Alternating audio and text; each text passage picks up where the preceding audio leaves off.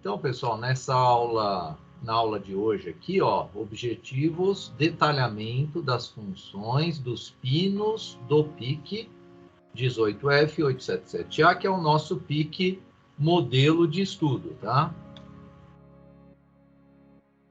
Então, o nosso PIC 16F877A, ó, possui diversas formas de encapsulamento, que pode ser visto no datasheet, mas o formato DIP de 40 pinos é o mais indicado para o desenvolvimento de experimentos, prototipagem. Por quê?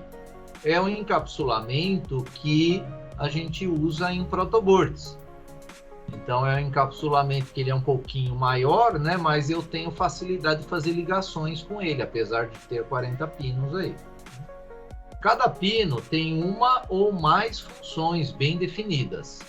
E cada um tem um nome que já dá a ideia da função designada ao pino.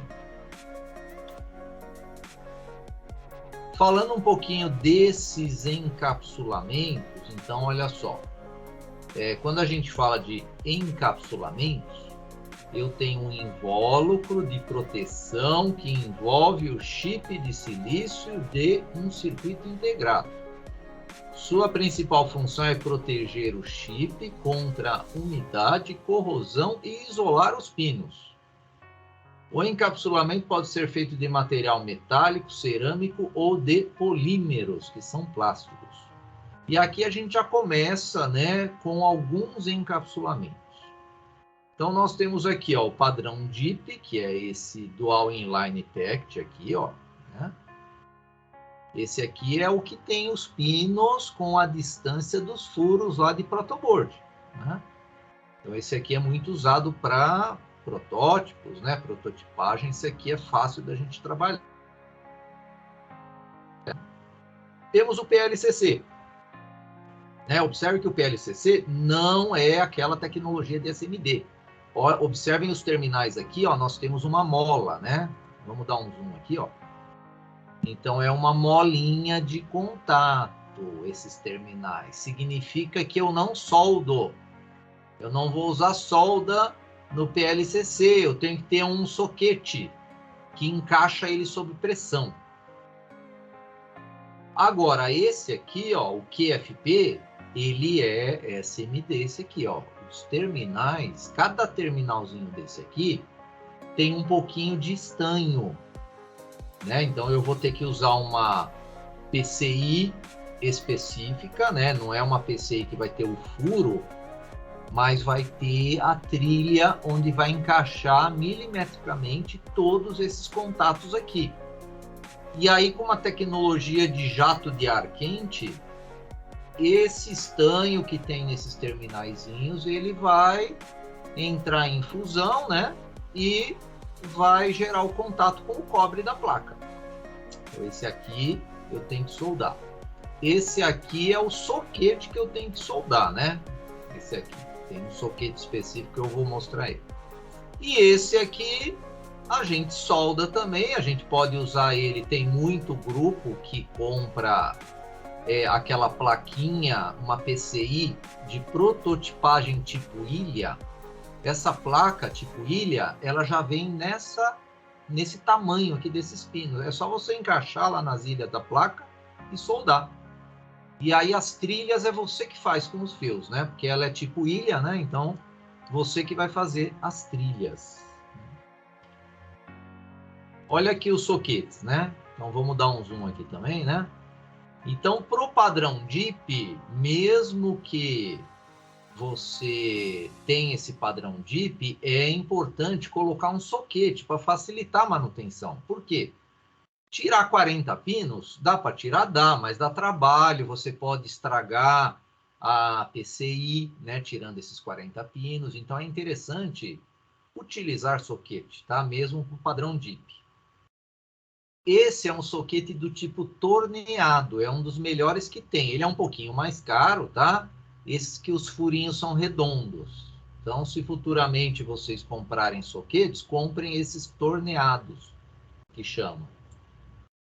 Esse aqui é para o PLCC, aquele que eu falei que não solda, né? Por que não solda? Porque eu tenho que soldar esse soquete que eu soldo.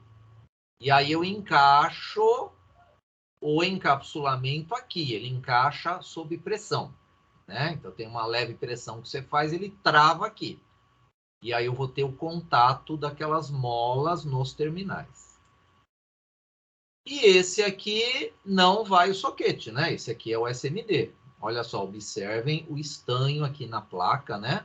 Então eu tenho que ter, claro, uma placa já projetada para os terminais SMD. E aí o nosso encapsulamento para SMD, que é o QFP, você vai encaixar ele também na posição milimétrica dele e vai trabalhar com jato de ar quente aqui, né? Então tem técnicas também para se trabalhar aí com estação de solda aí com jato de ar quente. Esses são os três mais comuns, né? Para fazer montagem. E os três são o 16F877A, tá? Isso aqui, esses dados, e a gente consegue ele pelo datasheet, tá? Então, nem todos os PICs vão seguir esse padrão de construção em vários tipos de encapsulamento, tá? Tem que observar o datasheet. Para manter o número de terminais menor e, ao mesmo tempo, permitir ao PIC 16F877A comportar um número maior possível de periféricos, vários pinos tiveram que ser multiplexados, ou seja, alguns terminais possuem mais de uma função. A seleção da função depende do modo de operação do PIC. E a seleção da função do pino, nós que programamos, né? Através lá da linguagem C, nós chamamos lá o determinado registrador para fazer a programação do determinado pino que eu queira para executar um determinado circuito. Então, vamos supor, ó, esse é um circuitinho que é um MUX. Eu tenho o A e o B que seleciona qual entrada vai para a saída. Essa saída vai ser o pino lá, o pino físico, um pino. Observe que eu tenho aqui um pino e internamente eu teria 4 circuitos. Claro que os circuitos não estão aqui, mas eu posso ligar um circuito, ó, vou chamar aqui de circuito 1, na entrada 0. Um circuito 2, né, na entrada 1.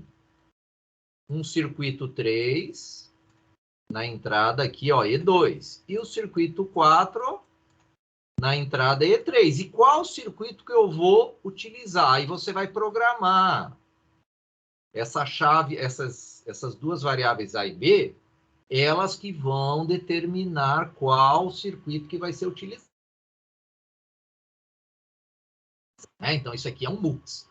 Seria uma chave digital, né? Então, antigamente a gente já usava a chave seletora mecânica para você fazer tipo seleção de banda, de rádio, mudar canal de televisão, né? Hoje não, hoje é tudo digital, né? Hoje não tem mais aquela movimentação mecânica, né, de chaves. Como é que funciona uma chave desta? Eu fiz um circuitinho aqui no Proteus até para demonstrar para vocês de um pino que é multiplexado. Então vamos lá para o Proteus, ó. Então tá aqui, ó, o Proteus. Esse circuito é de uma chave seletora, né? Eu tenho 2 circuitos, que seria o T1 e o T2. E essa chave aqui escolhe se eu vou usar ou o T1 ou o T2. Olha, se a chave estiver em 0, eu seleciono o T1. Se a chave estiver em 1, eu seleciono o T2. E aqui é uma única saída, que seria o pino, um pino do microcontrolador, um pino externo. Aqui, os circuitos, eu coloquei 2 geradores de onda quadrada. O T1, que seria o circuito 1, ele vai gerar 10 Hz. O T2 vai gerar 50. Então, eu tenho que escolher ou um ou outro, né? Então, vamos entrar aqui no modo de simulação. Observem o nosso frequencímetro, ele está dando o valor 10. Por quê? Ele está colocando na saída do pino, microcontrolador, o circuito T1. Por que eu sei isso aí? Porque o circuito T1 é um gerador de 10 Hz. Se eu fechar minha chave aqui, Observem o frequencímetro agora, ele foi para 50. Por que ele foi para 50? Porque ele desligou o T1 do circuito e ligou o T2. Ah, mas o T1 parou de funcionar? Não, não parou. O T1 está funcionando, só que ele não está sendo usado mais pelo pino. Quem está sendo usado agora é o T2, que é o gerador de 50. Se eu abrir a chave, eu volto a utilizar o T1, que é o gerador de 10. Se eu fechar a chave, eu volto a utilizar o circuito do T2, que aqui eu estou dando como exemplo um simples geradorzinho de sinal, né? Só para entender que o MUX escolhe a função do pino. Como é que eu seleciono essa chave? Programando, né? Achando o registrador correto para aquela função que eu quero do microcontrolador. Voltando aqui para o nosso material. Então, observem que a disposição física dos pinos é essa aqui, né? Então, eu tenho o CI com esse chanfro aqui, ó. Esse chanfro, ele dá a orientação de onde está o pino 1. Então, todo circuito integrado, vocês sempre vão observar esse chanfro aqui, ó. Do lado esquerdo dele, também, às vezes, tem uma bolinha assim, ó, né? Essa bolinha, se tiver ou não, sempre esse pino vai ser o número 1. Aí vai ser feita a contagem crescente no sentido anti-horário, né? Então, a contagem, observem que é no sentido anti-horário. 1 até o 20, pulou aqui para o 21 e foi até o 40, né? O porte A tem 6 bits, o porte B tem 8, o porte C tem 8, o porte D tem 8 e o porte E tem 3. Dando um total de 33 pinos de I/O que a gente pode utilizar. Dos 40 pinos, 33, eu ligo os meus dispositivos de I/O, sensores, transistores, displays, né? Então, eu vou utilizar esses 33 pinos dos 40. Mas por que eu não uso 40? Porque nós precisamos, ó, 4 pinos, que são o 11 e o 12, o 31 e o 32 é para fazer alimentação, né? O pino 1 é para o master clear dele e o reset, né? Na verdade, o master clear é o reset dele. E os pinos 13 e 14 para o oscilador. Então, olha só, 6, 7 pinos eu excluí, ficou 33. Então, olha só, temos um agrupamento aqui por cores, né? Então, pinos de alimentação é o VDD VSS e outro VDD VSS. Precisa alimentar os dois lados? Precisa. Essa divisão de alimentação, essa divisão também está sendo feita internamente. Com isso, eu reduzo o consumo de corrente dos circuitos internos, né?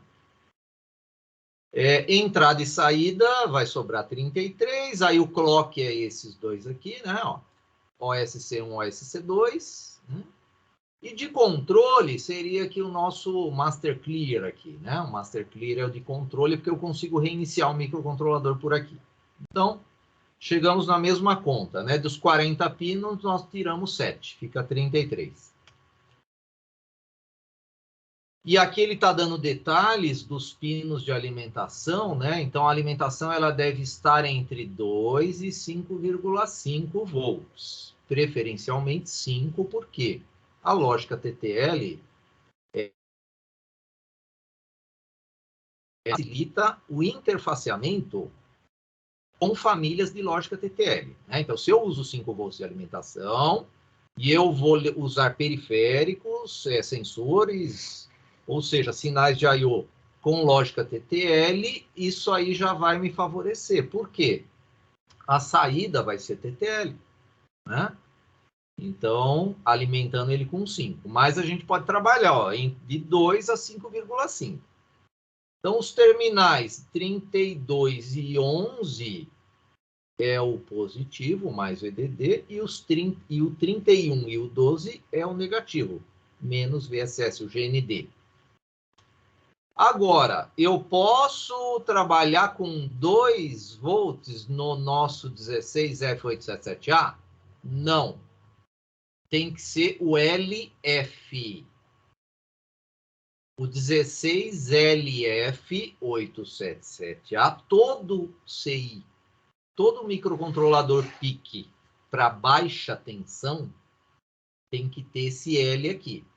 Então, o LF, ele vai de 2 a 5,5. Então, dá para trabalhar com 2 pilhas de 1,5 volt aqui, né? Dá para fazer um projetinho aqui com 2 pilhas, né? Mas tem que comprar o LF. O F é de 4 a 5,5. Né? Então, o 16F, eu posso usar um cristal de até 20 MHz e manter a alimentação entre 4 e 5,5. Agora, o LF, que é esse aqui, ó, a frequência muda, que eu posso trabalhar com ele, né, em função da tensão que eu estou usando. Se eu trabalhar com 5,5 volts, eu posso chegar a 10 MHz. Ó. Agora, se eu trabalhar com 2 volts, né, é 4 MHz, né, no máximo, que eu posso chegar de tensão. E aí, o que é um sinal de entrada? Então, um sinal de entrada significa que o nosso microcontrolador vai receber esse sinal. Enviam, né, os sinais de entrada enviam informações no domínio eletrônico para o microcontrolador. O que eu teria de sinal de entrada, que gera um sinal de entrada? Todas as tecnologias de sensores, né? Então, aqui nós temos diversos tipos de sensores, tecnologia óptica, tecnologia ultrassônica, por campo eletromagnético, campo magnético, né? Sensor de corrente aqui, ó, né? Sensor ultrassônico, sensor de tensão, sensor de temperatura e umidade, sensor de pressão, sensor de umidade, detector de chuva, aqui essa plaquinha aqui detecta a chuva, né? Isso aqui são exemplos, tá? Então tem muito mais que isso, né? E quando eu falo sinais de saída, significa que o microcontrolador envia informações no domínio eletrônico para os nossos atuadores. Então, eu tenho agora essa saída, né, de informações para os nossos atuadores.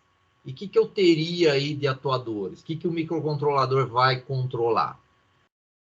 Servomotor é um, né? Claro que eu não posso ligar diretamente um servo, eu preciso ter um driverzinho, né, que pode ser até um TRIAC, mas o TRIAC ele tem características de controle de carga mais específica, né? Mas aí eu usaria um transistor aqui, né, para controlar aí o nosso servo, principalmente solenoide, né? Solenoides e motores DCs e motores de passo, né? Aqui também é um solenoide que é um relé, bobina, né? Então esses aqui eu precisaria ter um transistor, né? O servo nem tanto, porque o servo ele tem 3 pinos. 2 é na alimentação, direto. O terceiro é um sinalzinho que eu vou gerar um pulso. Esse pulso eu não precisaria ter um transistor aqui para esse dispositivo aqui, que é o servo, não, tá? Agora, um TRIAC, ele controla cargas, né? Aí eu posso, né, determinar aí controle aí, sei lá, de contatores, de lâmpadas, né? Com diversas características de carga. Também não é tudo isso aqui que não é só isso que nós temos para sinais de saída. Tem muito mais, isso aqui são exemplos, né? Então, LEDs, buzzers, né? Então, tudo isso é exemplo que o microcontrolador vai enviar um sinal de saída para acionar esses dispositivos aí. E aí eu tenho a CPU, e a CPU ela controla, claro, né, o TRIS, que é aquele registrador que configura os pinos entrada, né, os pinos de I/O, na verdade, como entrada ou como saída. Então, tudo que tiver 0 significa que é saída. Tudo que tiver 1 é input, é entrada, né? Então, é o registrador TRIS que faz isso, e nós temos o TRIS A, B, C, D e E. Eu posso configurar bit a bit. Eu ponho o nome do byte, que vai ser ponto, e o bit 0, bit 1, bit 2, ou RA0, RA1, RA2, tá? Então, ele aceita essa nomenclatura do B0, B1, B2, ou você põe o que vocês já estão utilizando, que é o tris.A.RA0, tris.A.RA1, né? Aqui é o B, né, como exemplo. Então, se for 0, é saída, se for 1, é entrada. E aqui nós temos alguns exemplos, né? No caso aqui, ó, de sensores, né? Esse aqui é um sensor que está gerando pulsos de uma engrenagem aqui que está girando, né? E esses pulsos estão sendo lidos aqui nesse determinado pino. Por isso que ele está configurado como 1, o tris dele, como entrada. Tem um outro, que é um botãozinho, ó, com resistor de pull-up. Esse resistor é de pull-up, né? E também, ó, está configurado como entrada. E temos duas saídas nesse exemplo aqui, que é um LED, né?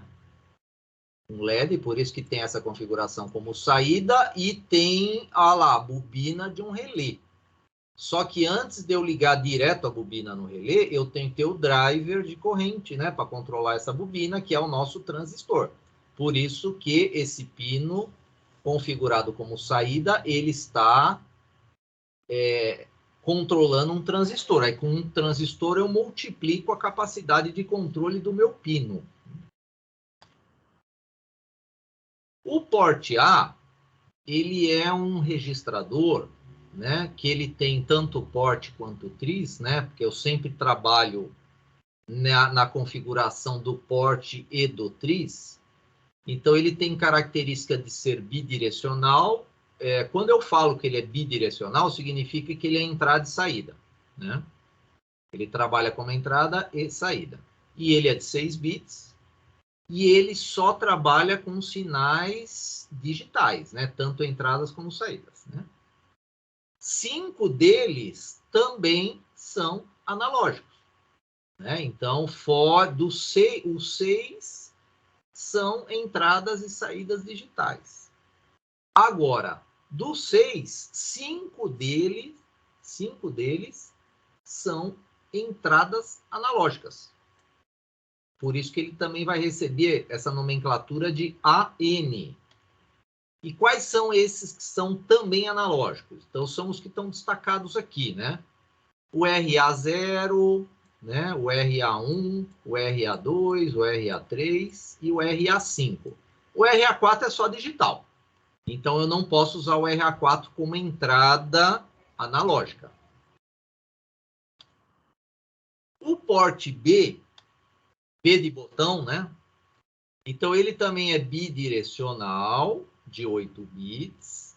Ele trabalha, ó, como entradas e saídas digitais. Então, o porte B não tem a parte analógica. Então, ele não tem circuitos para tratar sinais analógicos, o porte B. Agora, o porte B, ele tem uma característica de pull-up interno. Olha só que legal. Então, a maioria dos PICs, o porte B deles, ele tem um resistorzinho lá dentro do encapsulamento. Esse resistor faz a função desse resistor de 10K que vocês colocam externamente lá, que vocês estão montando aí nos circuitos do Proteus. Então, eu poderia usar o porte B com o resistor pull-up interno dele, que está lá, e ligar o botão desse jeito, ó. Ó, eu não vou ver o resistor lá dentro, mas eu teria essa ligação que está aqui no desenho, né? É como se tivesse o resistor aqui, né? Ah, mas e se eu ligar também um resistor aqui, que é o que vocês estão fazendo, né? Vocês estão fazendo isso. Vocês colocam aqui o positivo, né? O resistor aqui de 10K. O botão, aqui o botão vai para o GND, e nessa derivação você liga para o pino, né? Você está fazendo essa ligação.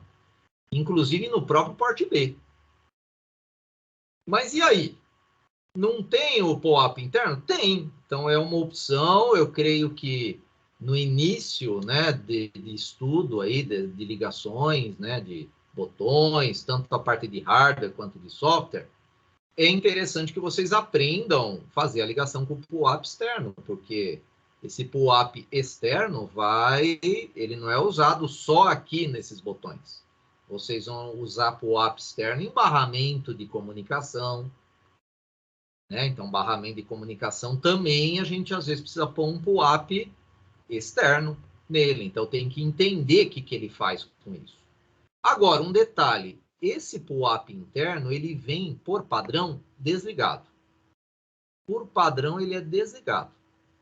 Então, eu preciso ligar ele para que, né, ele tenha a função dele interna. Esse também é mais de um motivo que a gente está fazendo no começo aqui, as ligações de POAP externos aqui. No caso, se o pino for saída, o porte B pode ser saída? Pode, sem problema. Aí eu ligo aqui, nesse exemplo tem um LED, né? Tem que pôr o resistor limitador do LED, porque quando o pino saída, nível alto desse pino é 5 volts. 5 volts direto no LED, que vai queimar o LED. Então, a gente coloca um resistor para limitar a corrente dele. Como é que eu ligo esses resistores de POAP interno? Tá aqui, ó. É nesse destaque aqui, ó. É o RBPU. É o bit RBPU, que é esse aqui, ó. De qual registrador? Option Reg. Ó, o registrador tem esse nome. Option Reg. Do jeito que tá escrito aqui em amarelo, ó. Então, e o 1 desliga, o 0 liga, por isso que ele é barrado, né? Ele é barrado porque ele é ativado em 0. Então, para utilizar os POAPs internos, vocês têm que pôr essa linha no setup aqui, ó. Option underline reg ponto B7, que é o bit 7, igual a 0 ponto e vírgula. Colocou isso aqui no setup, ele vai ligar. Agora, e se ligar o POAP interno e externo, funciona? Funciona. Mas você está tendo um consumo de energia extra. Se o seu projeto for a bateria, né, então o uptime dele vai diminuir, porque você está gastando energia no POAP interno e no externo. Né? Agora, a princípio, isso aqui eu estou passando como conhecimento para vocês, tá? Não é para ligar por enquanto, não, só quem já tem habilidades para isso. Quem já tiver habilidades pode usar, não tem problema nenhum. Quem não tiver, mantém os nossos circuitos do jeito que nós estamos trabalhando aí até o momento. O porte B também, como ele tem 8 bits, eu posso controlar um teclado até maior que esse. Ó. Esse aqui é um teclado de 4 linhas e 3 colunas, né? Então dá 12 teclas, mas eu poderia ter 4 por 4, 16 teclas. Aí a gente tem que usar aquele esquema de varredura, né? Então, não adianta só eu fazer essa ligação, eu tenho também que criar uma rotina de varredura para ele identificar o cruzamento, né, desses botões aí, de linhas e colunas. Né? Aqui eu tenho uma ligação com o resistor POAP interno de um botão apenas, né? Que é uma chave assim, sem o resistor de POAP. O porte C, ele tem 8 bits, ele é bidirecional e ele é só digital também, tanto como entrada como saída digitais. O porte D de dado, também 8 bits, bidirecionais, entradas e saídas digitais também. E o porte E, agora, nós temos 3 bits bidirecionais, entradas e saídas digitais e analógicas. Então, eu tenho 3 pinos que recebem sinais analógicos, né? E são esses 3 mesmo, né? É o RE0, 1 e 2. O RE0 é o AN5, o RE1 é o AN6 e o RE2 é o AN7, dando um total de 8 pinos analógicos, porque começa no 0, tá? Então é do 0 até o 7 de pinos analógicos. Começando com o porte A tem 5, né? E o porte E tem mais 3 aqui. E aqui nós temos um circuito que ele está configurado como entrada digital. Então, se ele está configurado como entrada digital, ó, tem um exemplo aqui de um botão com resistor de pull-up. Então, ele vai enviar um sinal, um nível lógico, né, para o pino. Então, o tris tem que ser 1, ó, que é a posição que está exatamente essa chave. Então, a informação ela vem por aqui, no sentido da setinha amarela, né? E o registrador Ancel, ele determina se esse sinal é digital ou analógico. Digital é o 0, que é a ligação que está a chave, ó, porque depois ele vem para cá. É um sinal digital que vai tratar essa informação. Se for 1, seria o analógico, que é esse exemplo aqui. Então, um sinal analógico, ele vai também, a gente vai usar o mesmo pino, só que agora eu tenho essa variação de tensão, né? Então, eu vou fazer o mesmo caminho, o tris tem que ser configurado como 1, que é a entrada, né? Ele está recebendo um sinal analógico. O que muda é o Ancel, a chave tem que estar nessa posição que vai ser o número 1 aqui, né? O número 1 deixa a chave para dar o sentido da corrente para o tratamento do sinal analógico. O que é esse A/D? É um conversor de analógico para digital. Então, ele vai transformar esses níveis analógicos, ele vai criar amostras, né, desses níveis, e vai transformar em códigos digitais para a CPU processar essa informação, né? Então, a CPU vai estar mais para frente aqui, né, do circuito, tá? Mais para a esquerda aqui, né, pelo desenho, né, pelo nosso desenho. Aí a CPU que vai receber esses códigos aí para processar as informações. E eu posso ter um pino projetado como saída. E sinal digital. Tem saída analógica? Tem, mas são 2 pinos específicos, que é o de PWM, módulo CCP, que nós teremos aulas específicas para isso, tá?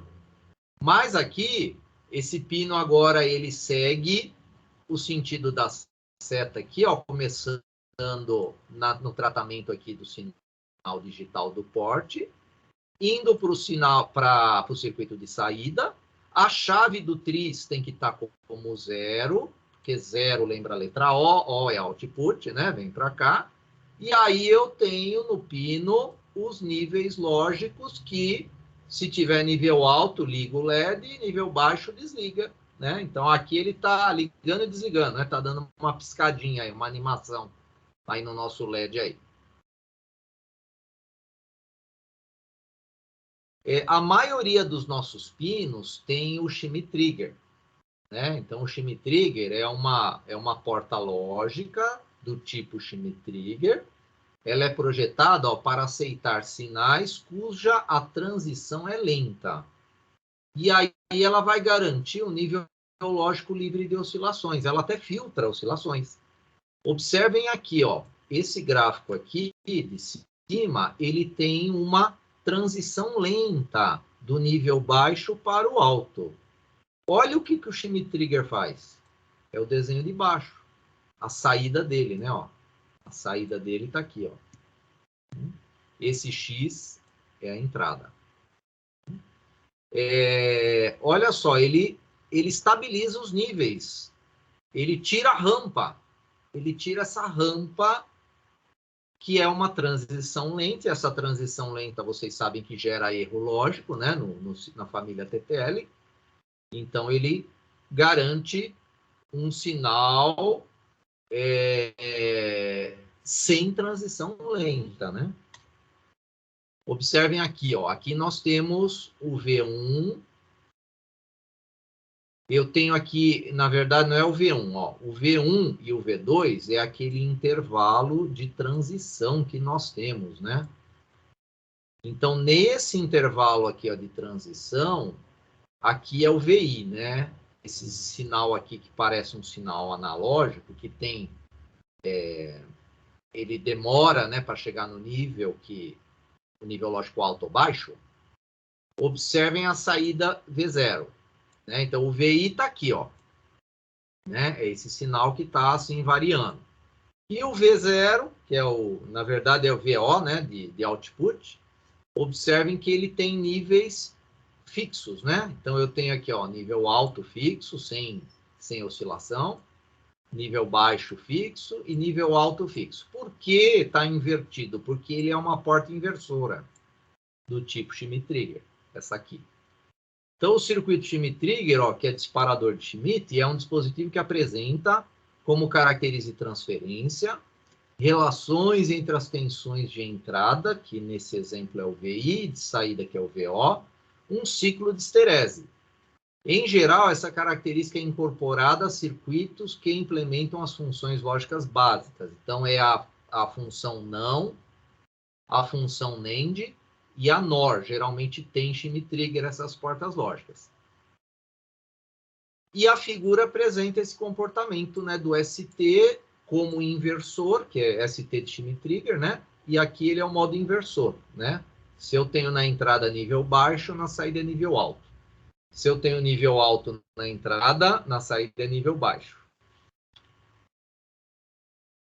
E aí, olha só, o Schmitt-Trigger suporta também, ó, sinais de entrada de amplitude variável. Ele pode ser usado para limpar ou até filtrar sinais digitais com ruído excessivo. Olha só um ruído excessivo que eu tenho aqui, seria um sinal de entrada aqui, passando pelo Schmitt-Trigger, olha só o que acontece, né? Passando pelo ST de Schmitt-Trigger, eu fico com um sinal limpo, né? Então, a lógica TTL ela não vai gerar erro com um tipo de sinal limpo quando eu uso o nosso Schmitt-Trigger. E aqui tem também uma demonstração desse circuito. Vamos lá agora para o Proteus. Ó. Vamos mais uma demonstração aqui com o Schmitt. Então, vamos lá. O circuitinho do Schmitt-Trigger.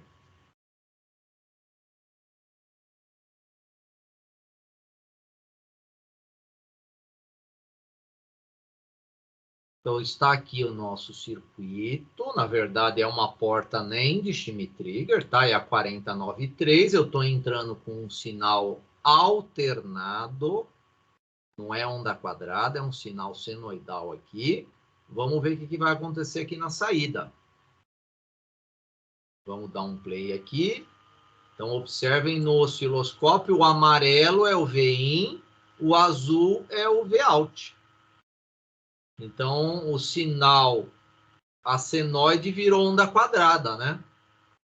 A senoide virou uma onda quadrada. Então, essa rampa de ir para nível máximo e uma rampa de ir para um nível mínimo, ela é filtrada no Schmitt-Trigger, né? Então, no Schmitt-Trigger eu tenho nível. Eu mudei aqui um pouquinho a frequência. Tá certo. É. Tá aí.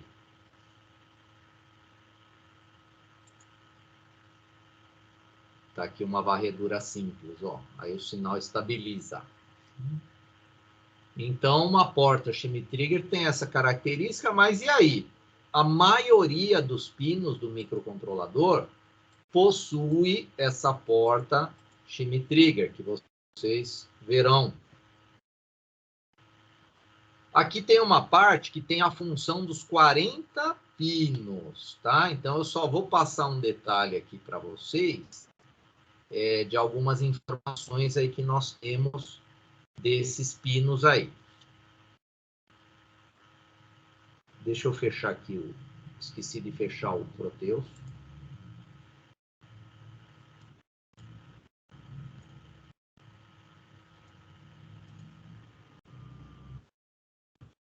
Vou ao modo de apresentação. Então aqui, ó, vou voltar aqui, aqui tá no pino, ó, começamos aqui no pino 1. Então olha só, o pino 1, olha só, tipo, já tem um ST aqui, ó. O ST é de Schmitt Trigger. Aqui, função e descrição de cada pino dele. Tá? Pino 2, 3 e 4 não tem ST. É tudo TTL analógico, ó. Né? E tem as funções, que nem pino 2 tem duas funções, né? Que é o digital e o analógico. Pino 3 também. O pino 4 já tem mais funções, ó. Ele é digital, ele é analógico, ele é entrada de tensão de referência negativa aqui para o conversor AD e a saída de referência do comparador. Os pinos, ó, 5, 6 e 7, ó, o 6 já tem o Schmitt Trigger, ó. 6 já tem Schmitt Trigger, ele é I/O digital e tem um detalhe, ó, Open Drain, né? Então ele tem um transistor de dreno aberto. Então tem que tomar cuidado que quando eu tenho um transistor de dreno aberto, eu tenho que mudar um pouquinho a configuração do nosso LED. Então, eu uso um LED de anodo comum. Então, para o LED funcionar num pino de dreno aberto, eu tenho que usar o modo anodo comum e não o catodo comum. Tá? Então, se por acaso, em algum projeto futuro de vocês, que isso já aconteceu, de vez em quando acontece, tá? Em projetos lá na FATEC, que um determinado pino você coloca nível alto para ele ligar, sei lá, um transistor, para ele ligar um LED, e ele não obedece. É o tipo de ligação que tem que ser feito de uma maneira diferente, tá? Eu não vou ficar falando a função de todos os pinos, porque não é o objetivo a gente decorar, né, a função desses pinos, e sim utilizar essa tabela ou datasheet futuramente para vocês entenderem. Eu só quero passar essas nomenclaturas, né, principalmente do Schmitt Trigger, do nível TTL, né, vocês já sabem os pinos digitais e analógicos que eles fazem, né, mas tem várias outras funções aqui desses pinos aí do microcontrolador. Ó, o 13 e o 14 é a parte de oscilação apenas, né? Então, observem que nós não temos nenhum I/O nesses dois pinos, né? Ele não é nem entrada nem saída, ele é para ser usado como oscilador, com cristal, né? No caso aí, usando oscilador a cristal, mas vocês aprenderam também na aula passada que temos outros osciladores, né? Que a gente pode utilizar aí. O módulo CCP é aquele que gera uma saída analógica, tá? Então, é o pino 17, é um. E eu pulei aqui, ó, tô voltando pro 16. O 16 também ele gera um sinal analógico na saída, tá? Através do PWM. O pino 16 é o PWM2. E o pino 17 é o PWM1. Né? Então, esses dois pinos, eles possuem o conversor que se chama DA, digital para analógico. Isso aí é uma aula também que a gente vai ter específica para falar desses dois pinos aí, tá? Teremos uma aula específica para esses dois pinos aí. Então, estamos aqui até o pino 21, 22, 23, 24, é tudo I/O digital, né? Aí, agora o 23, ele já tem um pino que é usado para comunicação I2C, ó.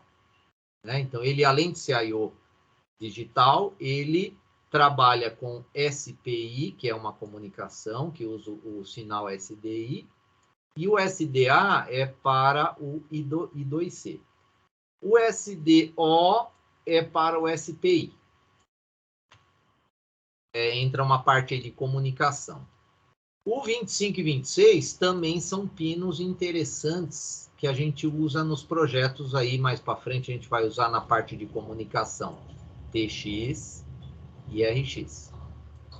Né? Então, a comunicação que a gente começa a trabalhar essas duas aqui, TX e RX, e vamos utilizar os pinos 25 e 26. Observem que os dois pinos têm o Schmitt Trigger, ó. 27 e 28, tudo I/O digital, né? 29, 30, tudo I/O digital. 31 e 32 é a parte de alimentação. Agora, do 33 ao 36, é tudo I/O digital. E tem um pino aqui, ó, PGM, que é um pino de programação em baixa tensão. Então, fisicamente, quando eu programo um determinado PIC, no 16F877A, nós não utilizamos esse pino aqui, tá? Nós não utilizamos esse pino para programação. Nós usamos o 39 e o 40. Agora, tem família que eu preciso usar o PGM para programar. E todo gravador de PIC tem essa função de PGM, mas nem todos a gente utiliza. Então, o 39 e o 40 a gente usa para programar ele, para gravar, né, o código executável nele, que é o PGC e o PGD. Além de eu poder trabalhar com a I/O digital, claro, né, do 37 até o pino 40. Então, terminamos um pouquinho a parte teórica de hoje, né, de pinos do microcontrolador. Vamos relembrar um pouquinho dos códigos fontes em linguagem C. Então, a estrutura básica de um código-fonte em linguagem C embarcada é essa aqui. Eu tenho o void main, que ele começa aqui, né, ó, e termina aqui embaixo. E esse bloco todo, ele é dividido em duas partes.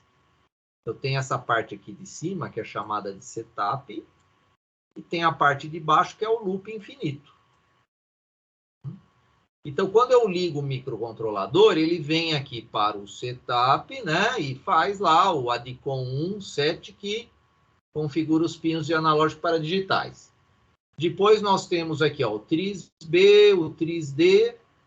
O TRIS-B é tudo entrada. O TRIS-D é tudo saída.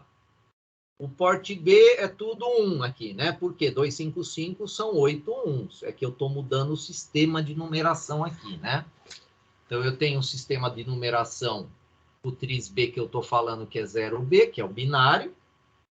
E na linha de baixo eu tenho a mesma informação, porém usando o sistema decimal. Depois o TRIS-D também.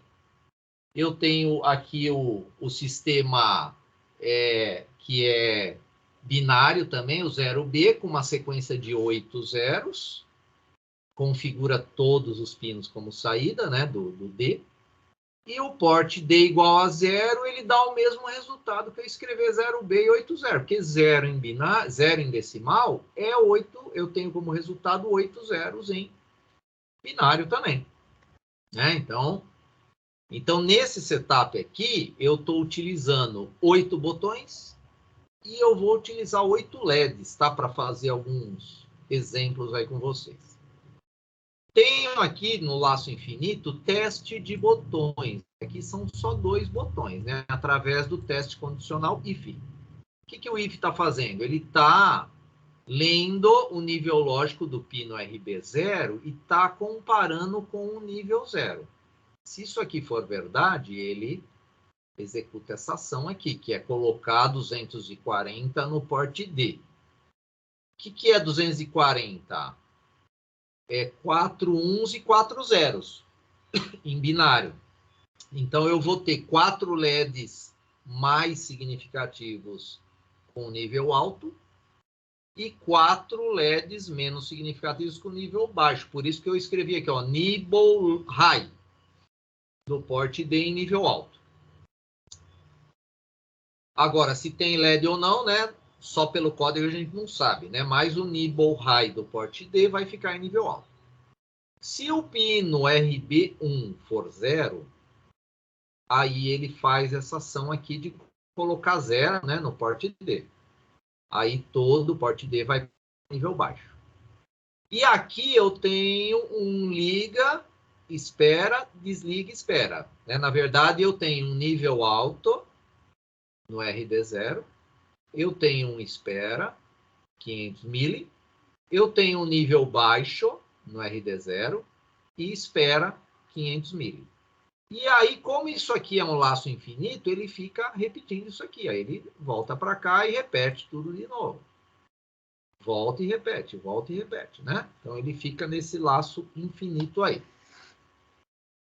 Professor. E aqui nós temos também exemplos que eu já passei para vocês, que todo projeto ele tem a descrição narrativa.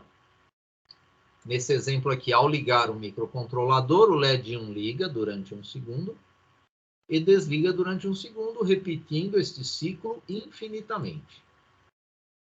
Eu preciso saber o circuito elétrico, porque pelo circuito eu determino o pino que eu estou utilizando para esse LED, que aqui é o RD0.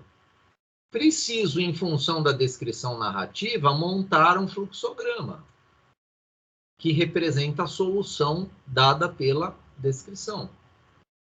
Nesse exemplo, eu tenho as ações de ligo, aguarda 1 segundo, desliga o LED, aguarda 1 segundo, volta e fica nesse ciclo aí. Isso aqui é o laço ou loop infinito. O setup põe no fluxograma? Não.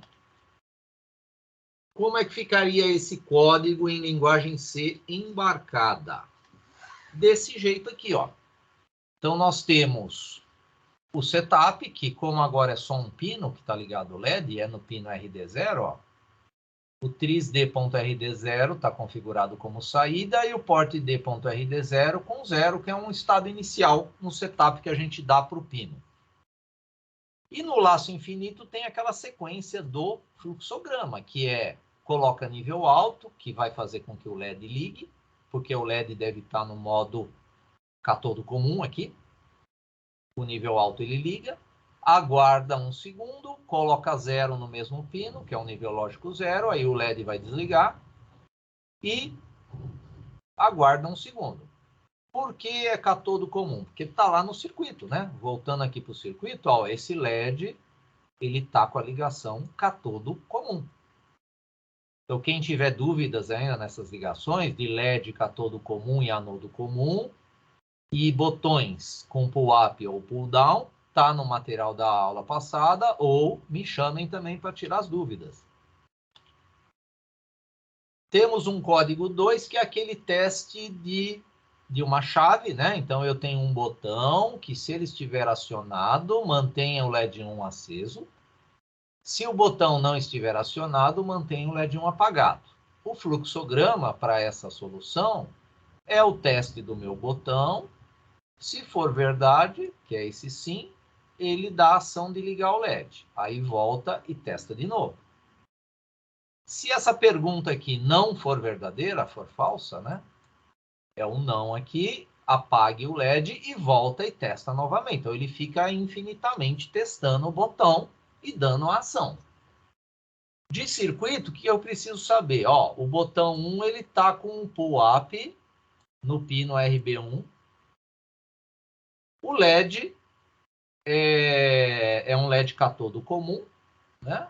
No pino RD0.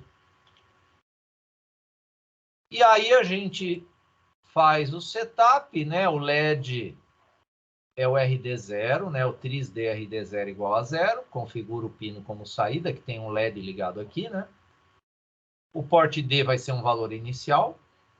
Agora entrou aqui o setup do botão, né? Que é o trisb.rb1 igual a 1. 1 é a entrada. E o port, quando eu estou trabalhando com pull-up, eu coloco o port como nível alto também. Então, é o parzinho aqui, né? Do tris e do port com os mesmos valores, né? Como que vai ser agora o teste do botão? Tá aqui, é o if, né? Então, eu tenho if, aqui a condição de teste, que é port b.rb1. O que é isso aqui? Ele está monitorando o nível lógico desse pino. Quando esse nível lógico for 0, essa condição é verdadeira. Se for verdadeira, ele vem aqui para essa linha seguinte e executa a ação verdadeira, que é port d.rd0 igual a 1, para o LED ligar. Por que não tem a chave de abertura e a chave de fechamento? Quando é uma ação apenas, não é necessário. Agora, se eu tivesse mais ações, aí eu teria que pôr a chave de abertura e de fechamento para a condição verdadeira. O else é quando essa condição de teste for falsa, né? Aí ele vai para o else aqui, se for falso. Significa que o botão não está pressionado, porque aí eu vou ter nível lógico 1 aqui nesse botão, né? Aí ele vai fazer 1 é igual a 0? Não. E lembrando que o igual é comparação, né? Não é atribuição. Igual compara, ó. 1 igual atribui, ó. Que nem aqui eu tenho 1 igual. Esse 1 igual está atribuindo nível lógico 0 no pino RD0 quando for falso. E ele fica nesse teste infinitamente, tá? Então, vocês lembram que o ciclo de máquina é meio microsegundo. Com um ciclo de máquina de meio microsegundo, nós conseguimos, em 1 segundo, executar 2 milhões de instruções. A parte de projetos, para hoje, pessoal, vamos começar falando um pouquinho da função rand. Essa função é uma função que tem na maioria das linguagens de programação, pode variar o nome dela, mas geralmente o rand é de randômico, números aleatórios. Então ela é utilizada para gerar números aleatórios. Então se eu estou falando hoje que vocês vão trabalhar com um jogo, eu preciso ter algo aleatório, né?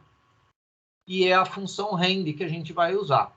Ela está nessa biblioteca aqui, ó. Então tem que habilitar essa biblioteca do microC, senão não funciona a função rand. Não é que não funciona.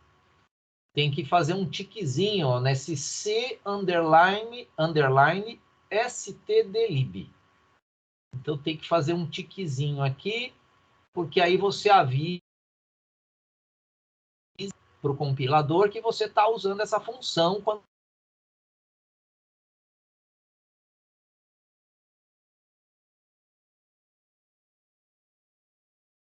o compilador não sabe o que é rand.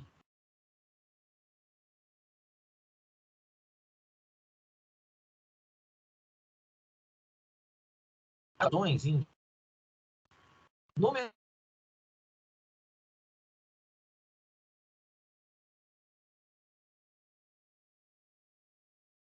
chamados pseudo-aleatórios.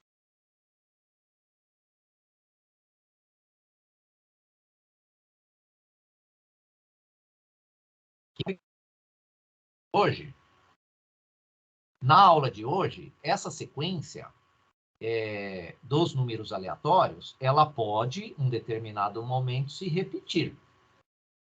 Na aula da semana que vem, vocês vão aprender uma outra função que vai alterar a sequência da função rand. Mas olha só, o protótipo dela é o int rand, isso aqui está no help do microC. A descrição é a seguinte: retorna uma sequência de números pseudo-aleatórios entre 0 e 32.767. Um exemplo, eu uso a função rand para gerar um número aleatório e armazenar numa variável que aqui está dizendo de nome result. O circuito que eu vou usar é esse aqui. É um circuito que tem 8 botões e 8 LEDs.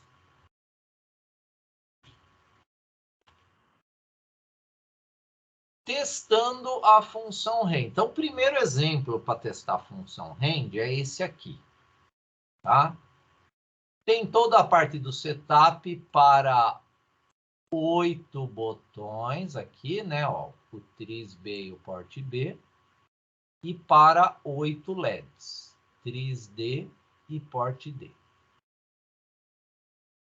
No laço infinito, o que está acontecendo? A função rand, que é uma função do microC, faz o sorteio daqueles números lá de 0 a 32.727, né? Só confirmar aqui, 767. De 0 a 32.767. Então, ele vai fazer esse sorteio, a função rand, e salvar na variável num. A variável num foi declarada aqui em cima, do tipo int, com o modificador de tipo unsigned. Mas pensem o seguinte, a variável tipo int, ela é de 16 bits. O port D é de 8. Então, quando eu pegar o valor da variável num e atribuir no port D, só vou visualizar, né, com os LEDs os 8 bits menos significativos. E aí é dado um delay, e esse delay é para você visualizar lá o resultado, e depois ele faz um novo sorteio e carrega. Faz um novo sorteio e carrega a cada 500 milissegundos. Ele faz isso, né? Esse código aqui. Esse código é um código para começar a entender a função range. Outra diretiva de pré-processamento, agora a gente vai falar de diretiva de pré-processamento que se chama define. Essa diretiva deixa o código mais amigável. Por que deixa o código mais amigável? Porque ela troca o nome do pino, do microcontrolador, por um outro nome definido pelo programador. Olha aqui um exemplo. Em vez de eu usar port B.RB0, eu simplesmente vou utilizar B0 no código.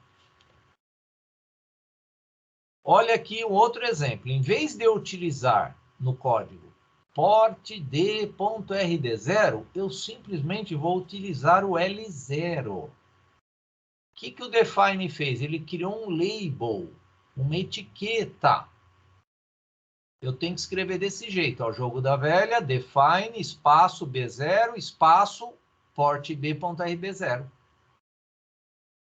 Aí eu faço o setup normalmente, e aí eu posso aqui, ó, no laço infinito, em vez de eu escrever aqui, ó, no if, observem o if aqui, ó.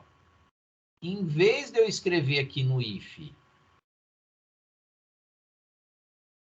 ó lá, em vez de eu escrever no if, port B.RB0, ó lá, eu escrevi só B0. B0 igual a 0. Em vez de eu escrever aqui, ó, port D.RD0, ó, nós escrevemos só L0. Por causa aqui, ó, do define. Então, no lugar do B0, o compilador vai entender que é port B.RB0. No lugar do L0, o compilador vai entender que é o port D.RD0. Isso aqui ajuda quem? O programador. Então, isso aqui ajuda o programador, a diretiva define, né? E você pode dar o nome que você quiser aqui, tá? Claro que a gente costuma colocar um nome que identifique o que você quer, né? Com esse define aí. Fica mais fácil, né? O código. Isso aqui ocupa um espaço maior de memória? Não.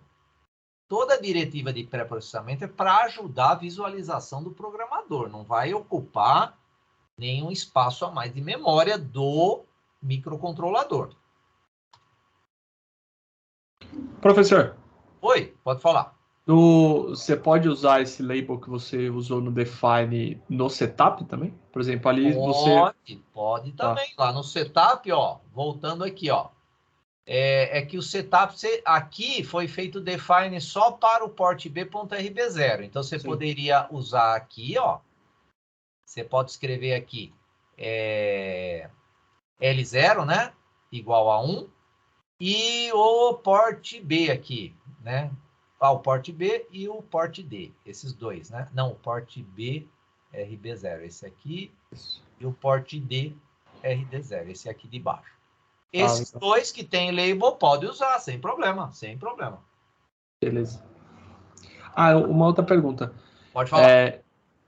Talvez um pouco inútil até o que eu pensei, mas daria certo, por exemplo, se você faz esse setup todo como uma função externa, antes do void main, depois chama essa função no void main, ele funciona ou não? Pode, sem problema. Inclusive, quando eu passar para vocês a parte de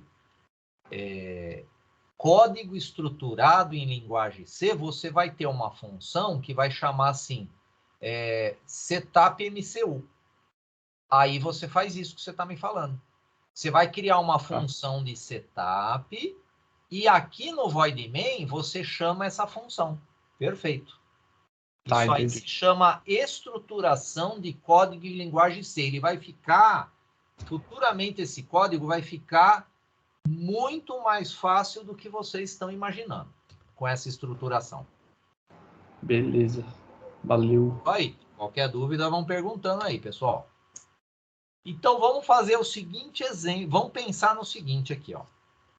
A função rend, ela gera números entre 0 e 32.767. Como que eu faço para ela me sortear entre 0 e 9 apenas? Que nem eu tenho um dado. O dado é 1, 2, 3, 4, 5, 6, um exemplo. Eu quero que só ele me dê como resultado 1, 2, 3, 4, 5 e 6. Como que eu faço isso? Aqui é de 0 a 9 apenas. Então, eu não quero chegar no 32.767. Eu quero limitar no 9. O que eu faço, então? Primeira opção é essa aqui. Uso uma regrinha de 3 e monto a equação. Olha só. 9 é 32.767. X é a função rend. Significa que o x vai ser o rend vezes o 9 dividido por 32.767. Essa equação já limitou o resultado x para valores entre 0 e 9. Agora, tem uma opção mais usual, que é usar o operador da linguagem C, percentual, mas ele não calcula a porcentagem, isso aqui, hein, pessoal? Ele pega o resto da divisão, isso aqui. Por quê? Quando eu uso esse operador com o 10 aqui, o que ele faz? É o resto da divisão. Vamos pensar no seguinte, se você divide um número por 2, ou o resto é 0, ou o resto é 1. Não tem como o resto ser 2. Quando você divide um número por 3, o resto da divisão ou é 0, ou é 1, ou é 2. Quando você divide um número por 5, o resto da divisão ou é 0, ou é 1, ou é 2, ou é 3, ou é 4. É isso. Se eu divido não, né? Se eu uso o operador que me dá o resto da divisão, que é o percentual, por 10, o resultado desse x vai ser ou 0, ou 1, ou 2, ou 3, ou 4, ou 5, ou 6, ou 7, ou 8, ou 9. Para no 9. Então, o mais usual é usar esse operador aqui. Mas pode ser que uma equação aí também, né? Você possa usar como uma equação aí também, né? Usando a divisão e fazendo essa equação. E aí vem o nosso código que eu vou demonstrar para vocês nos LEDs do porte D, tá? Então, tem aqui todo aquele setup, ó, a variável num, o adcom com valor 7, o tris-B e o porte B para 8 botões com pull-up, o tris-D e o porte D para 8 LEDs catodo comum. Aí no laço infinito eu chamo a função rend já com o resto de 10 e salvo na variável num. E aí eu carrego o porte D com esse num aqui, ó. Essa linha de baixo é uma segunda opção, é a opção daquela fórmula lá, tá? É a opção daquela formulinha lá. E aí eu dou um delay de 1 segundo, aí ele volta para cá e faz um novo sorteio. Então, ele fica fazendo sorteio e vai dando valor lá no porte D desse sorteio. Lembrando que agora o sorteio é de 0 a 9. Então, o que eu vou ter de resultado lá no porte D? Eu vou ter ou 0000, que é o 0 em decimal, ou eu vou ter 0001, ou eu vou ter o 0010 até o 1001, que é o 9. Então, eu vou ter apenas, a cada 1 segundo aí, né, um sorteio desses valores binários aqui, porque eu estou vendo o resultado em 4 LEDs. Então, vamos ver esse código aí funcionando. Ó. Vamos lá, vamos abrir aqui o nosso Proteus.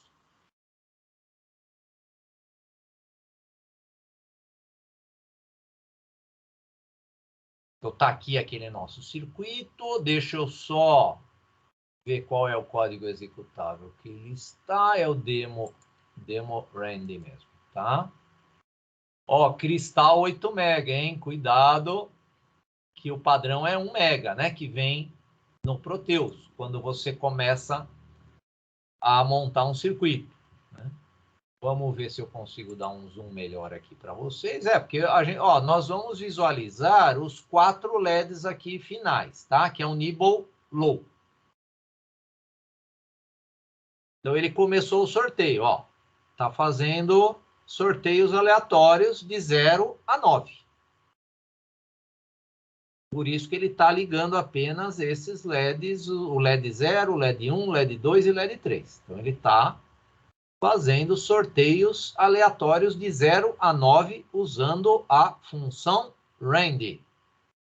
Tá? Então, a função rand que está sendo utilizada para esses sorteios aleatórios. Que é exatamente, pessoal, esse código aqui, tá? O código anterior aqui, ó. É exatamente esse código aí, tá? Cada 1 segundo ele está sorteando e carregando o porte D com o rand percentual 10. O resultado disso salva no num, o num carrega no porte D e dá um delay. Então, nós temos como resultado para esse código essa tabela aqui sorteada, claro, né? Não vai na sequência aqui de 0 a 9, é um sorteio aleatório ou pseudo-aleatório, né? E aí, vamos brincar um pouco agora com um game. Né? Então, olha lá, projetando um game. Vamos entender como é que funciona a lógica desse game aí. Tá claro que o objetivo principal é treinar também, né? As estruturas de repetições, decisões da linguagem C, tá? Mas tem alunos que gostam de games, né? E dá para trabalhar com games mais avançados, né? Tem faculdades para projetos de games também, né, pessoal? Então, olha só, não é o nosso caso, tá? O nosso caso aqui, a nossa disciplina é trabalhar com sistemas embarcados. Projetando um game com a função rand. O nome desse game, ele se chama SegLED2. Por quê? Ele é de 2 bits. O objetivo do jogo, seguir o LED que estiver ligado. Então, a princípio, são 2 bits, então nós vamos trabalhar com o LED 0 e o LED 1. E o botão 0 e o botão 1. Aqui está a explicação do game. Os LEDs L0 e L1 ligarão aleatoriamente, um de cada vez, por meio do rand. Você deverá acompanhar o LED ligado, pressionando o respectivo botão. Ou seja, se ligar o LED 0, você pressiona o B0. Se ligar o LED 1, você pressiona o B1. Vamos entender o código aqui antes da demonstração. Então, olha só. O código é esse. Então, vocês vão, inclusive, começar com esse código, porque a ideia é melhorar isso aqui. Então, olha lá, game 01, SegLED 2 de 2 bits. Olha os defines aqui. Eu estou usando o B0, B1, que é o botão 0 e o botão 1, e o L0, L1, e já defini, né, os pinos dele. Então, nós vamos usar esses labels aqui no while. O setup tem que declarar uma variável aqui, né, e as configurações de tris e ports. Para 8, aqui eu já tenho os 8 botões configurados, apesar da gente usar 2 apenas, não tem problema. E os 8 LEDs também configurados, apesar da gente usar apenas 2. Vamos dar um zoom no código aqui principal, né? Ó. Então, tá aqui o código principal, né? O while 1, o laço infinito. O que o laço infinito faz? Ele repete todas essas ações infinitamente. Então, a primeira ação agora, pessoal, é carregar a variável num com o valor 0 ou com o valor 1 através da função rand. Por isso que tem aqui ó, o operador que pega o resto de uma divisão por 2. Lembrem que quando eu divido um número por 2, o resto ou é 0 ou é 1. Aí ele pega esse valor e carrega o L1. Ou seja, vamos supor que ele sorteou o 1. Então, o LED 1 vai para nível 1. E o LED 0? Olha só, o tio L1 é o inverso. Porque nesse seg LED, eu não posso ligar 2 LEDs ao mesmo tempo, senão não vai acabar com a brincadeira, né? Tem que sempre ligar um LED por vez. Por isso que nós temos, ó, o tio aqui. O que é esse tio? É a função inversora. É o inverso do 1. Se o LED 1 é 1, o LED 0 vai ser 0. Se o LED 1 é 0, o LED 0 vai ser 1. Então, eu tenho que manter só um LED ligado por vez. E aí, observem o seguinte, eu tenho 2 whiles aqui. Tem o primeiro while, que é o LED 0, e tem o segundo while, que é o LED 1. Quando a condição verdadeira for o LED 0, o código trava aqui nesse while 1. Ele não sai mais desse while 1. E quando o LED 0 for 1, ele fica travado aqui. Quando o LED 1 for 1, ele fica travado aqui. Agora vamos pensar o seguinte. Eu estou travado num laço while. Como é que eu saio desse laço while? Eu tenho que mudar a condição que está me travando como verdadeira desse laço while. Que é o seguinte. Olha só. Se eu estou travado no while L0, quem está associado a ele, ao L0, para a operacionalização desse game, é o B0. Então, o B0 ele vai funcionar quando eu tiver travado no while do L0. E aqui embaixo, o B1 vai funcionar quando eu tiver travado dentro desse laço. Não adianta eu estar travado nesse laço e querer apertar o B0, não vai funcionar. Ou seja, o botão ele vai obedecer apenas o laço que ele tiver. Então, se eu tiver travado no L0 e eu pressionar o B0, olha o que ele faz. Ele gera a condição falsa para sair desse while. Aí eu saio desse while e aí ele vem e faz um novo sorteio e começa tudo de novo. Se eu tiver travado aqui no L1, eu tenho que pressionar o B1. Quando eu pressiono o B1, olha só o que acontece. O L1 passa a ser 0. Quando eu coloco L1 0, a condição desse while fica falsa. Aí ele sai fora desse while. E aí ele vem novamente para o sorteio. Vamos ver esse código funcionando aí.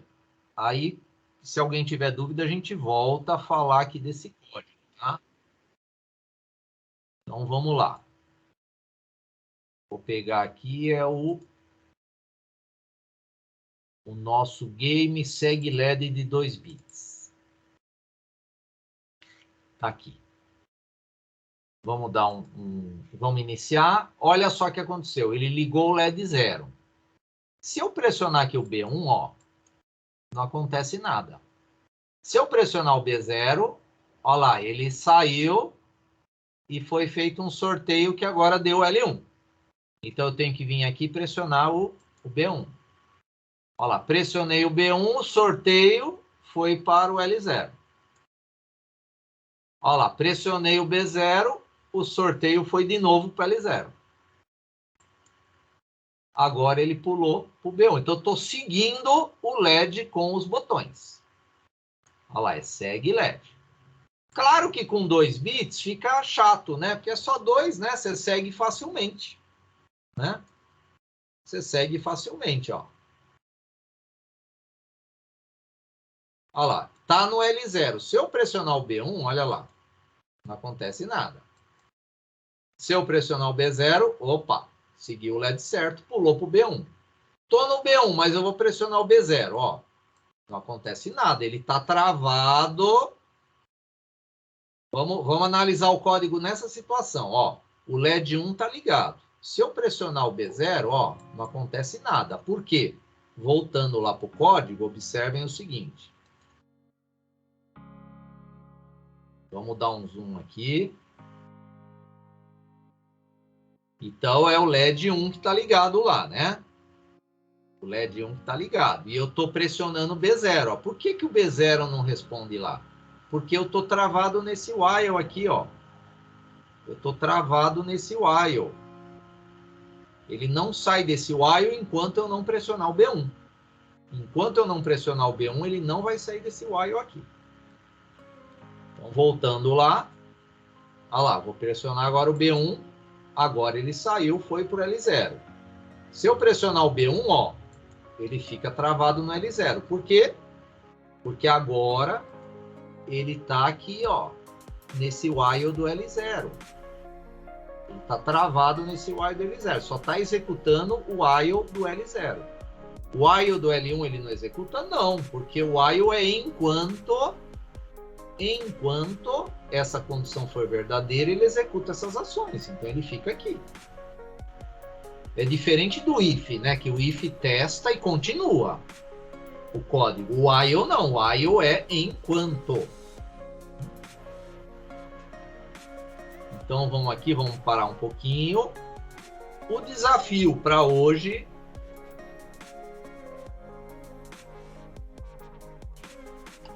O projeto desafio para hoje é montar o SegLED 8.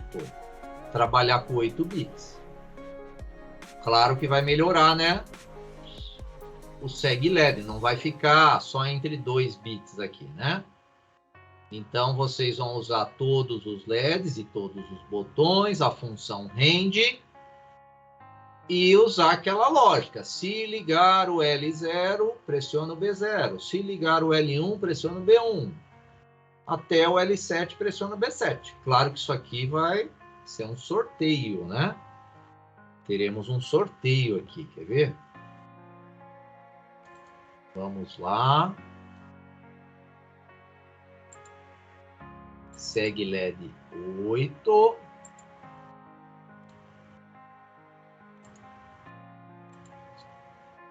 Olha aqui, ó. Aqui já está valendo de 8 bits. Então, ó, tá o B4, tá o L4. Se eu apertar ó, o B3, o B2, ó, o B1, não acontece nada. Eu tenho que apertar o B4, ó. Aí ele jogou pro B3 agora, ó. B3. O 2. O 1. Ó, agora deu um pulo pro 6. Voltou pro 7 aqui. Ó, agora foi pro 1. Né? Então ele tá agora, ó. Melhorou, né? Melhorou o desafio aqui do game. Claro que dá para melhorar esse jogo? Dá, né, pessoal? Tem muita coisa que dá pra gente fazer aqui. Dá para fazer um placar. Claro, vocês precisam ainda aprender a trabalhar com o display, né? De 7 segmentos. Futuramente a gente melhora o game colocando um placar, contabilizando o que você errou, contabilizando o tempo, né? Então dá para ir melhorando esse LED e a imaginação de vocês pode gerar várias soluções para esse jogo aqui, né? Várias características, projetos futuros seria, né? Um projeto de TCC, isso aí se chama Projetos Futuros para o nosso SegLED 8. Pensem em projetos futuros para o LED, para o game SegLED 8, pessoal. Pensem aí nesses projetos futuros aí que vocês podem